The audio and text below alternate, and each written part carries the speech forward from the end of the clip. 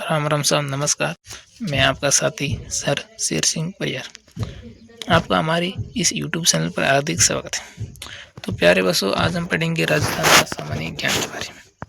इससे पहले आपसे एक बार हाथ जोड़कर निवेदन है कि आप हमारी इस यूट्यूब चैनल पर पहली बार आए तो हमारी वीडियो को लाइक और शेयर कर दें और चैनल को सब्सक्राइब कर लें, ताकि हर किसी भी प्रकार की संबंधित जानकारी आने पर हम सबसे पहले इसी यूट्यूब चैनल पर देंगे।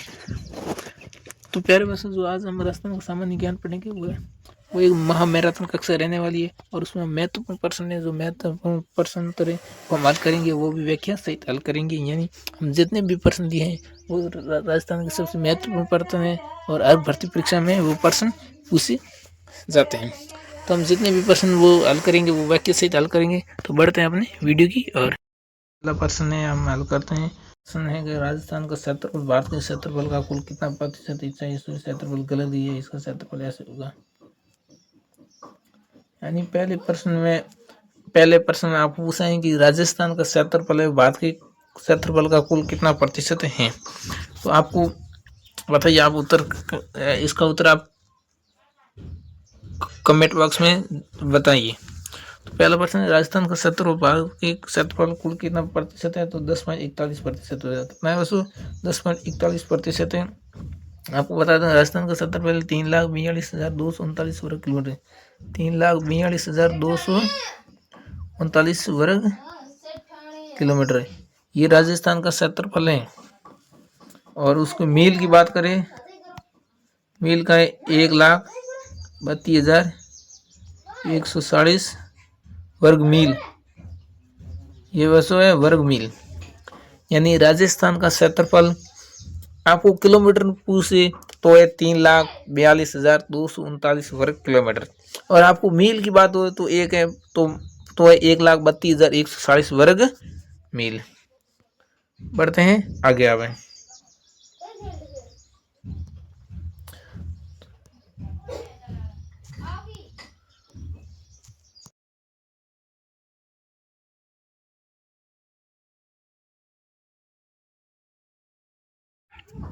तो अपना बच्चों प्यारों से अपना दूसरा प्रश्न है कि राजस्थान की उत्तर से दक्षिण तक लंबाई कितनी है। यानी जो राजस्थान है उसकी उत्तर से दक्षिण तक लंबाई कितनी है। मान लो जैसा भी राजस्थान चौकोर नहीं है। एक मिनट दोबारा देख लेते हैं। इन्हीं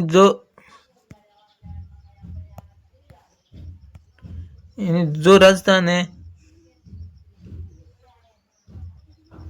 ये मान लो राजस्थान है, इसकी उत्तर से दक्षिण तक लंबाई कितनी है। तो आपको बता देता हूं मैं। ये तो है बस दक्षिण, ये उत्तर, यह पूर्व, यह पश्चिम। तो अपन को पूछा है उत्तर से दक्षिण तक लंबाई कितनी है, यानी ये लंबाई कितनी है। ये लंबाई कितनी है तो बस 826 किलोमीटर। कितनी है? 826 किलोमीटर। अपना उत्तर एक नंबर सही होगा। 826 किलोमीटर कितनी है? 826 किलोमीटर। अगर आपको पूर्व से पश्चिम तक लंबाई पूछ ले, यानी कहने का मतलब ये आपको ये लंबाई पूछ ले, तो ये 850 किलोमीटर। कितनी है प्यारे बच्चों? 850 किलो। राजस्थान की उत्तर से दक्षिण तक लंबाई है 826 किलोमीटर और राजस्थान की पूर्व से पश्चिम तक लंबाई है 869 किलोमीटर। सॉरी, 850 नहीं, 869 किलोमीटर।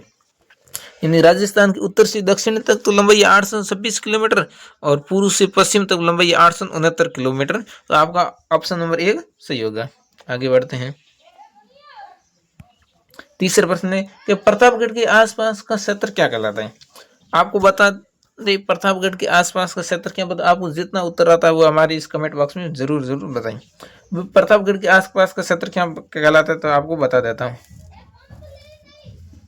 ये है काटल। काटल में आता है प्रतापगढ़।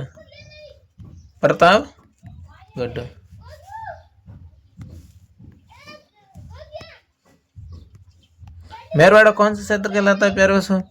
तो अजमेर वाला। अजमेर के आसपास का क्षेत्र वो मेरवाड़ा कहलाता है। फिर ये आता है, ये कहलाता है उदयपुर। क्या उदयपुर के आसपास का जो पहाड़ी से घिरा क्षेत्र वो गिरवा कहलाता है। और फिर अपने सपन का मैदान, सपन का मैदान कहलाता है माई नदी का बेसिन। माई नदी है, उस माई नदी का जो बेसिन है उसका बेसिन और सपन का मैदान कहलाता है। यानी प्रतापगढ़ के आसपास का भूभाग अपने उसका उत्तर होगा काठल। क्या कहलाता है प्यारे बच्चों? काठल कहलाता है। आपका उत्तर सही है। हम इसी वीडियो पूरी व्याख्या सहित आपके हर प्रश्न का उत्तर करें। आपको परीक्षा मतलब ऐसे नहीं आपको प्रश्न आता है, आपको पूरी उसकी व्याख्या आनी चाहिए, तब आप कोई ऐसा भी परीक्षा प्रश्न आ जाता है तब आपको उसका उत्तर नहीं आता है। लेकिन आपको उसमें एक दो ऑप्शन को पता चल जाता कि ये ऑप्शन वहां पर है, ये वहां पर, तो आपको जैसे भी आप लगाएंगे वो आपका सही उत्तर होगा। इसलिए हम व्याख्या सहित आप पढ़ेंगे। आगे बढ़ते हैं।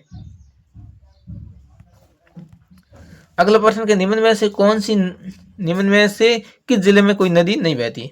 निम्न में से किस जिले में कोई नदी नहीं बहती है? राजस्थान के, हम राजस्थान जी की पढ़ रहे समय में राजस्थान की बात है। राजस्थान में किस जिले में कोई नदी नहीं बहती है? तो आपको प्यारे बच्चों में बता देता हूँ, ये तो है इस जिले में से सिरोही में तो आपको पता लूणी नदी बहती है। कौन सी नदी बहती है? लूणी नदी बहती है और पश्चिमी बनास बहती है। कौन सी नदी बहती है प्यारे बच्चों? पश्चिमी बनास नदी बहती है। और ये अपना है फड़ौदी और ये है बीकानेर। तो आपको बता दें इस फड़ौदी और बीकानेर में कोई नदी नहीं बहती है। क्या है प्यारे बच्चों? फड़ौदी और बीकानेर में कोई नदी नहीं बहती। इसका मतलब अपना ऑप्शन नंबर डी सही होगा, यानी ब और स। फड़ौदी और बीकानेर में कोई नदी नहीं बहती है।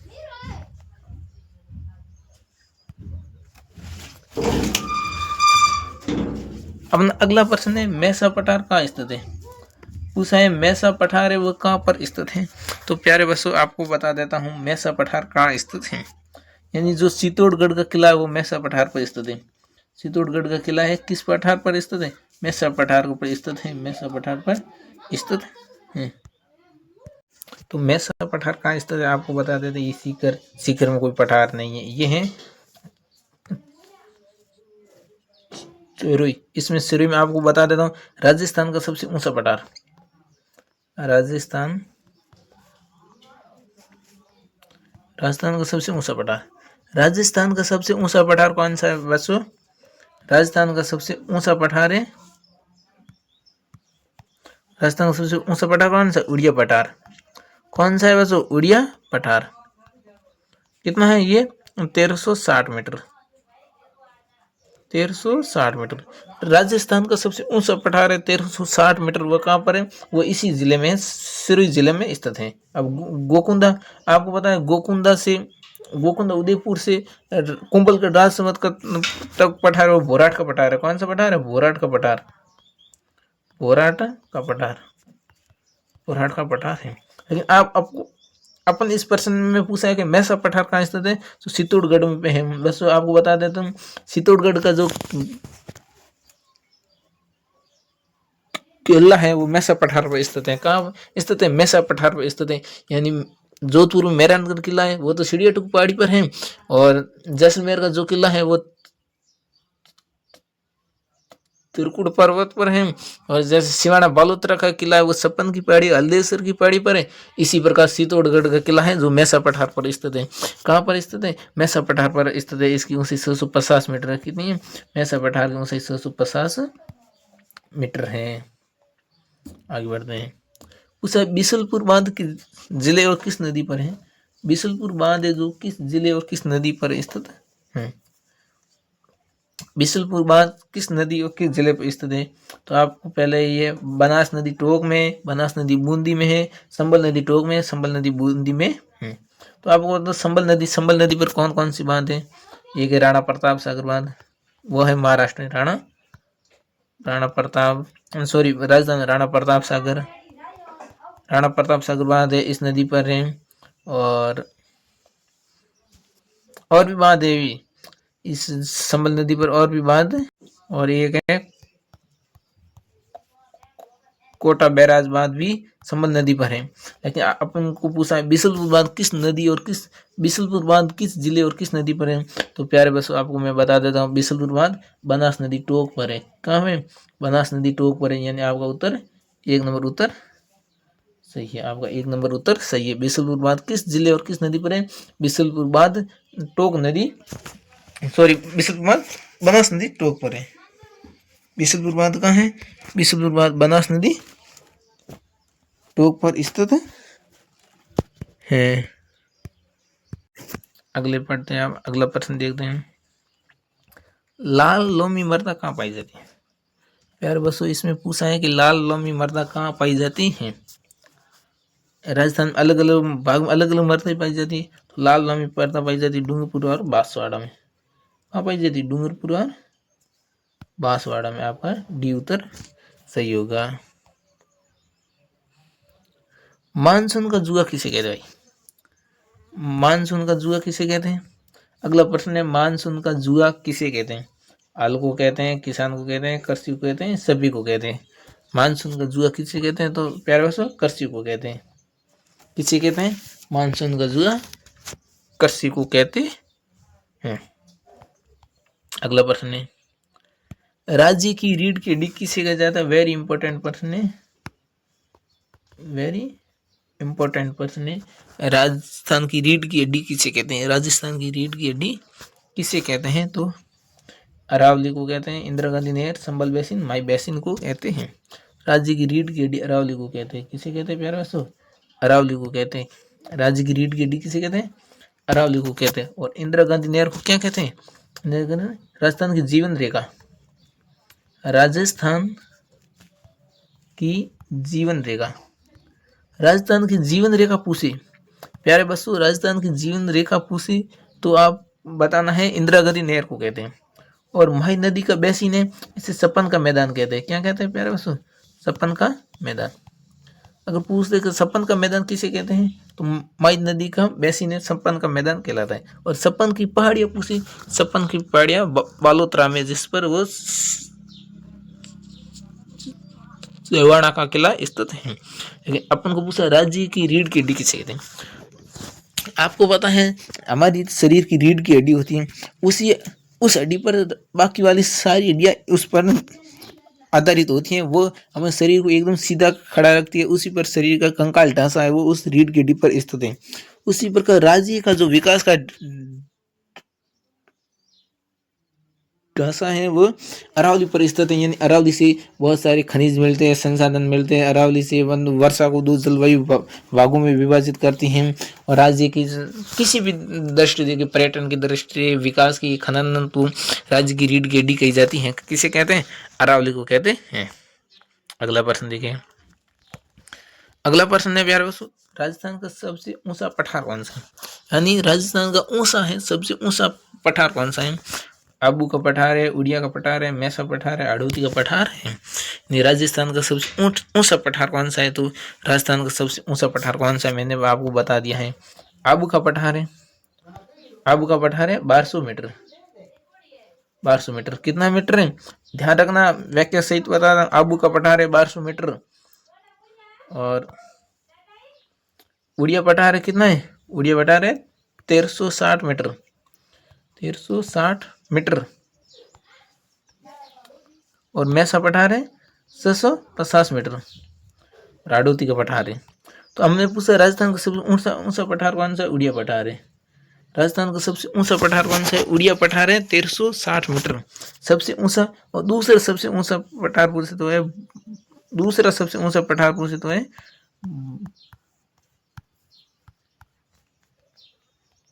फोराट का पठार। यह है प्यारे बस 1225 मीटर। 1225 मीटर। राजस्थान का सबसे ऊंचा पठार है उड़िया पठार 1360 मीटर। और दूसरा सबसे ऊंचा पठार है पौराट का पठार है 1225 मीटर। और मैसा पठार है, उसमें चित्तौड़गढ़ का किला स्थित है। क्या स्थित है? मैसा पठार पर चित्तौड़गढ़ का किला स्थित है। प्यारे बसों, क्या स्थित है? चित्तौड़गढ़ का किला स्थित है। आगे बढ़ते हैं। राजस्थान का प्रथम बार भूवैज्ञानिक अध्ययन किसने किया? यानी जो राजस्थान राज्य है उसका पहला भूवैज्ञानिक यानी उसकी भौगोलिक स्थिति के बारे में अध्ययन किसने किया था? राजस्थान का पहला भूवैज्ञानिक अध्ययन किसने किया था? वीसी मिश्रा ने किया, एम एरो ने किया, अमलादत्त घोष ने की, अक्षय कीर्ति व्यास ने किया। किसने किया था? तो वीसी मिश्रा। वी श्री मिश्रा ने क्या किया था आपको, राजस्थान का भौतिक विभाजन किया, भौतिक विभाजन, भौतिक विभाजन, राजस्थान का भौतिक विभाजन किया तो वीसी मिश्रा ने किया था। राजस्थान का भौतिक विभाजन किया तो वीसी मिश्रा ने किया था। लेकिन राजस्थान का भूवैज्ञानिक अध्ययन एएम हेरोन ने किया। किसने किया, एएम हेरोन। तो अमलादन गोश्त कौन थी, अमलादन गोश्त थे कालीबंगा के उत्खननकर्ता, कालीबंगा की खोज, कालीबंगा की खोज की, कालीबंगा जो सभ्यता है उसकी खोज की थी, कालीबंगा की खोज की थी अमलादन गोश्त ने। तो अक्षकीर्ति व्यास कौन है, अक्षकीर्ति ने आर्य सभ्यता की खोज की, किसकी की थी, आर्य सभ्यता, आर्य सभ्यता का उत्खनन किया था अक्षकीर्ति व्यास ने। तो अपना इसका उत्तर बी सही हो जाएगा, एएम हेरोन। राजस्थान का पहली बार भूवैज्ञानिक अध्ययन, प्रश्न आ जाता, राजस्थान का पहली बार भूवैज्ञानिक अध्ययन किसने किया, तो एएम हेरोन ने किया था। लेकिन राजस्थान का प्रथम बार भौतिक विभाजन किसने किया था, तो किया था वीसी मिश्रा ने। वीसी मिश्रा ने कितने भागों में किया था, 7 भागों में राजस्थान का भौतिक विभाजन किया। कितने भागों में बांट के, 7 भागों में विभाजित किया था। अगला प्रश्न देखते हैं कि राजस्थान की पहली बाघ परियोजना कौन सी, राजस्थान की पहली बाघ परियोजना कौन सी है, बांध नहीं बाघ परियोजना कौन सी है, उत्तर बताइए आप। सरिस्का बाघ परियोजना है, रणथंभौर बाघ परियोजना है, मुकंदरा हिल्स परियोजना है, शेरगढ़ परियोजना है। तो राजस्थान की पहली बाघ परियोजना कौन सी है, रणथंभौर बाघ परियोजना है। राजस्थान की पहली बाघ परियोजना कौन सी है, रणथंभौर बाघ परियोजना है। कब चलाई गई, 1 अप्रैल 1973। प्यारे बच्चों, 1 अप्रैल 1973 राजस्थान की पहली बाघ परियोजना है रणथंभौर बाघ परियोजना, जो 1 अप्रैल 1973 को चलाई गई थी। आगे देखते हैं, वागड़ का सीकू किसे कहते हैं। प्यारे बच्चों, अगला प्रश्न है, वागड़ का सीकू किसे कहते हैं, वेरी इंपॉर्टेंट प्रश्न है। तेंदू के पत्ते को, अफीम के पत्ते को, बांस के पत्ते को, आंवला के पत्ते को। तो वागड़ का सीकू कहते हैं तेंदू के पत्ते को। किसे कहते हैं, तेंदू के पत्ते को कहते हैं वागड़ का सीकू। क्या कहते हैं, वागड़ का सीकू कहते हैं। अगला प्रश्न देखते हैं, लिग्नाइट आधारित राजस्थान, लिग्नाइट आधारित राजस्थान की पहली विद्युत परियोजना कौन सी है, लिग्नाइट आधारित राजस्थान की पहली विद्युत परियोजना कौन सी है। वेरी वेरी इंपॉर्टेंट पर्सन है, वेरी वेरी इंपॉर्टेंट पर्सन है। सूरतगढ़ है, गिरल है, अंता है, भड़ला है। चाहरी आपको बेहतर है। सूरतगढ़ परियोजना है, ये तो क्या है, राजस्थान की तापी विद्युत परियोजना है, तापी विद्युत परियोजना है। और राजस्थान तापी विद्युत परियोजना, तापी विद्युत परियोजना। और ये है, ये तो गिरल है, ये लिग्नाइट आधारित है, लिग्नाइट, लिग्नाइट आधारित तापी विद्युत परियोजना। यहाँ सुपर, ये सुपर तापी विद्युत परियोजना है, ये सुपर क्रिस्टलीय तापी विद्युत परियोजना है, तो सूरतगढ़ श्री गंगानगर में है। लेकिन लिग्नाइट आधारित प्रथम विद्युत परियोजना राजस्थान की पहली विद्युत परियोजना है, तो गिरल बाड़मेर है। और अंत है, ये है गैस आधारित पहली परियोजना, गैस आधारित जो भी केंद्र सरकार द्वारा, गैस आधारित केंद्र सरकार द्वारा, किसके द्वारा, केंद्र सरकार द्वारा राज्य की सबसे पहली परियोजना है, तो गैस अंता 12 है। और राज्य का सबसे बड़ा, राजस्थान का सबसे बड़ा,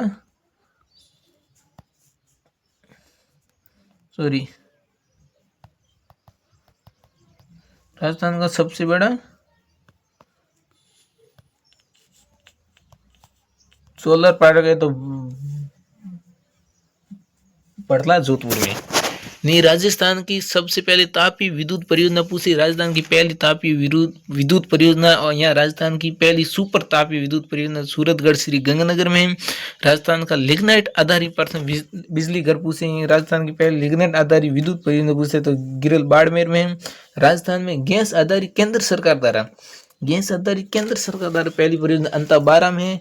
और तो राजस्थान की अंता-12 में केंद्र सरकार द्वारा राजस्थान की स्वयं की गैस आधारित परियोजना है तो रामगढ़ जैसलमेर में, रामगढ़ जैसलमेर। राजस्थान में गैस आधारित केंद्र की ओर से परियोजना है तो अंता-12 में, लेकिन राजस्थान सरकार द्वारा अपने राजस्थान सरकार द्वारा ये पहली परियोजना है तो रामगढ़ जैसलमेर में है। और राजस्थान का सबसे बड़ा सोलर पार्क, विश्व का सबसे बड़ा सोलर पार्क है तो बड़ला जोधपुर में है। कहाँ पर है? बड़ला जोधपुर में है। अगला प्रश्न देखते हैं, वन की आशा किस नदी को कहते हैं? ये बच्चों आपको ध्यान रखना, अभी ये पूछा गया था।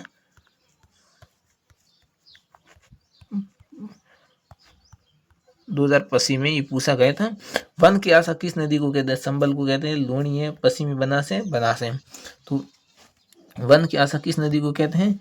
प्यारे बच्चों, वन की आशा किस नदी को कहते हैं? बनास नदी को कहते हैं। किसे कहते हैं? बनास नदी को कहते हैं। किसे कहते हैं? बनास नदी को कहते हैं। तो संबल नदी को क्या कहते हैं? राजस्थान की कामधेनु। राजस्थान की कामधेनु किसे कहते हैं? राजस्थान की कामधेनु। राजस्थान की कामधेनु, दो ध्यान रखना, राजस्थान की कामधेनु संबल नदी को भी कहते हैं और राजस्थान की कामधेनु सौकला भेड़ को भी कहते हैं। ये किसे कहते हैं?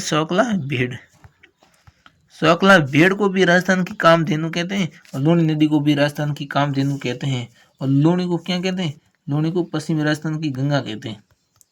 पश्चिमी राजस्थान की गंगा कहते हैं। क्या कहते हैं प्यारे बच्चों? पश्चिमी राजस्थान की गंगा कहते हैं। अगला प्रश्न है अपने, राजस्थान का कौन सा क्षेत्र डांग क्षेत्र कहलाता है? तो भरतपुर, धौलपुर, जयपुर, जोधपुर।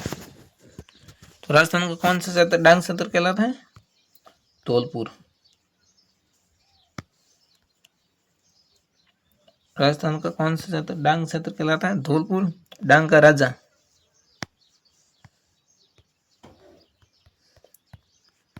डांग का राजा कहते हैं। डांग का राजा किसे कहते हैं? डांग का राजा कहते हैं धौलपुर को। प्यारे बच्चों, क्या कहते हैं? धौलपुर को डांग का राजा कहते हैं। और डांग की रानी, जो जिसका पति है उसका पत्नी भी होगी, तो डांग की रानी कहते हैं करौली को। किसे कहते हैं प्यारे बच्चों? करौली को डांग की रानी कहते हैं। क्या कहते हैं? डांग की रानी कहते हैं। डांग की रानी किसे कहते हैं? करौली को कहते हैं। अगला प्रश्न देखिए, केवलादेव घना पक्षी अभ्यारण्य किस जलवायु में स्थित है? केवलादेव घना पक्षी अभ्यारण्य कहाँ पर है? तो पहले देख लो, केवलादेव घना पक्षी अभ्यारण्य करौली में है। तो ये बाब कौन सी जलवायु है? अति आर्द्र जलवायु है। अति आर्द्र जलवायु है। अगला प्रश्न देखते हैं, मत्स्य संघ का प्रधानमंत्री किसे बनाया गया था? प्यारे बच्चों, मत्स्य संघ का प्रधानमंत्री, मत्स्य संघ का उद्घाटन हुआ था 18 मार्च 1948। ओके, इसमें रियासत थी अलवर,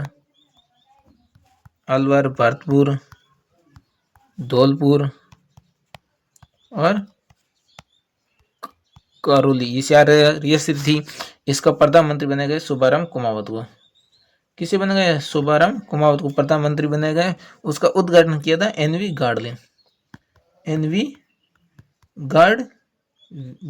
गार्डलिन। और इसका नाम मत्स्य संघ जो के मुंशी के आग्रह पर दिया गया था, इसको प्रधानमंत्री बनाया गया सुब्बाराम कुमावत। अगला प्रश्न देखते हैं कि रियासत, अगला प्रश्न है प्यारे बच्चों, रियासत विभाग के अनुसार राजस्थान कौन सी रियासत अपना अलग प्रतिशत रख सकती थी? तो जोधपुर रखती थी, जयपुर रखती थी, बीकानेर रखती थी, इसीलिए उपरोक्त सभी थी। उसमें एक क्या शर्त थी? जिस रियासत की वार्षिक आय 10 लाख हो, वार्षिक आय 10 लाख और जनसंख्या जिसकी वार्षिक आय 10।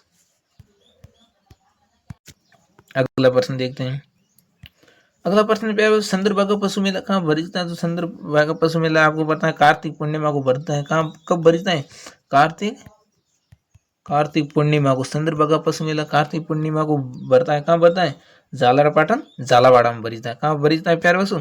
झालरापाटन झालावाड़ा। अगला प्रश्न देखते हैं, राजस्थान के किस जिले में सर्वाधिक 10 की वृद्धि दर रही है? तो सर्वाधिक 10 की वृद्धि बाड़मेर में रही है, कितनी रही है प्यारे बच्चों? 32% रही है। कितनी रही है? 32% रही है। अगला प्रश्न है, मेहरानगढ़ किला किस पहाड़ी पर है? मेहरानगढ़ किला सीढ़ियाटूक पहाड़ी पर। किस पर है? सीढ़ियाकोट पहाड़ी पर है। और इस पर कौन सा त्रिकुट पहाड़ी पर है? जैसलमेर त्रिकुट पर्वत पर है। एक केला देवी का केला देवी मंदिर है, केला देवी मंदिर है। और सपन की पहाड़ी पर सिवाना का किला है, सिवाना का किला है। तो मेहरानगढ़ किला है सीढ़ियाटूक पहाड़ी पर। किस राजा को हिंदू सुल्तान कहते हैं? राणा कुंभा को कहते हैं। राणा कुंभा को हिंदू सुल्तान कहते हैं और राणा सांबा को हिंदू पत कहते हैं। हिंदू पंत और सिपाही अंश, सिपाही अंश कहते हैं। अगला प्रश्न देखते हैं कि कवि बंध किस राजा की उपाधि थी? प्यारे बच्चों, कवि राजा किस राजा की उपाधि थी? विग्रहराज। हम जल्दी जल्दी पढ़ते हैं क्योंकि हम ज्यादा टाइम नहीं लेना है, आपको जल्द से जल्द हल कराना, इसलिए हम जल्दी जल्दी पढ़ते हैं। विग्रहराज कवि बंध की उपाधि किसी थी? विग्रहराज चतुर्थ को थी। और इन्हें नहीं अजमेर में क्या बनाया था? अजमेर में इन्होंने संस्कृत पाठशाला बनी थी, संस्कृत पाठशाला बनी थी, जो कुतुबिन ऐबल ने उसे दौड़कर दोबारा बनी थी। 28 दिन का झोपड़ा। अगला शहर है, घंटियों का शहर। किस शहर को घंटियों का शहर कहते हैं? प्यारे दोस्तों, झालरापाटन। आपको बता दी, झालरापाटन को घंटियों का शहर कहते हैं, सिटी ऑफ स्टेप वेल्स। अगला प्रश्न है, राजस्थान में कौन सी झील देवर झील कहलाती है? राजस्थान की कौन सी झील देवर झील कहलाती है? जयसमंद झील। कौन सी झील? जयसमंद झील है, देवर झील कहलाती है। जयसमंद झील कहाँ पर? सलूमभर में। मीठे पानी की राजस्थान की सबसे बड़ी झील है, एशिया की भी सबसे बड़ी झील है मीठे पानी की जो एशिया की सबसे बड़ी प्राकृतिक झील है। अगला प्रश्न है, राजस्थान की कौन सी नदी मर्त नदी कहलाती है? राजस्थान की कौन सी नदी मर्त नदी कहलाती है? गंगर नदी कहलाती है, जहां पर कालीबंगा सभ्यता क्या है? कालीबंगा सभ्यता है। अगला प्रश्न देखते हैं, डिंगल भाषा का रंज किसे कहते हैं? तो डिंगल भाषा का साहित्य रूप डिंगल भाषा का साहित्य रूप है मारवाड़ी में।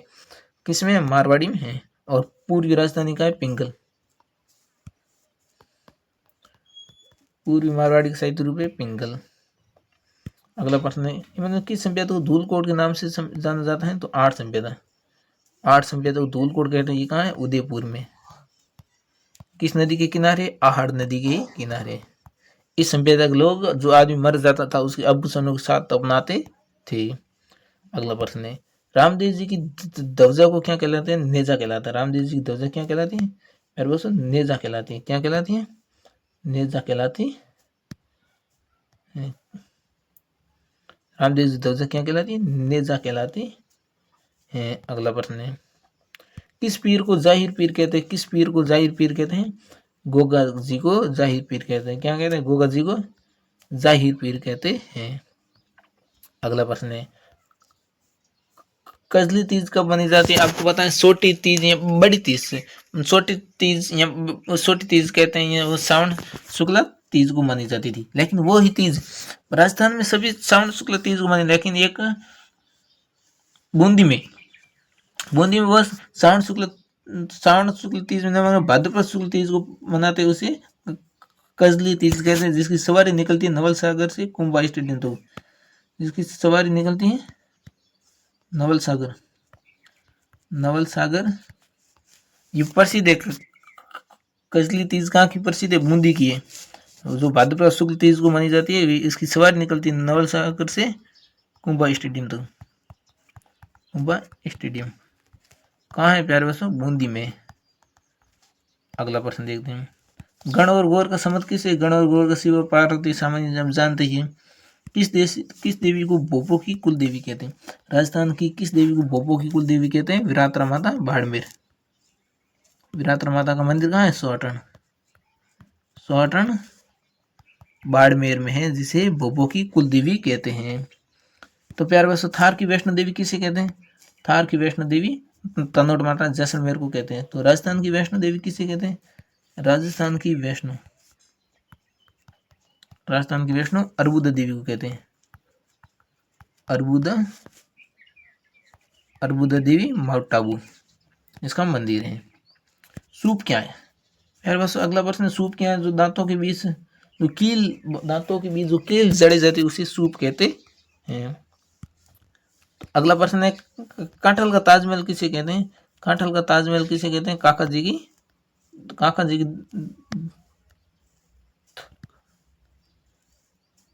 और राजस्थान का ताजमहल इसे कहते हैं। राजस्थान का ताजमहल कैसे? जसवंत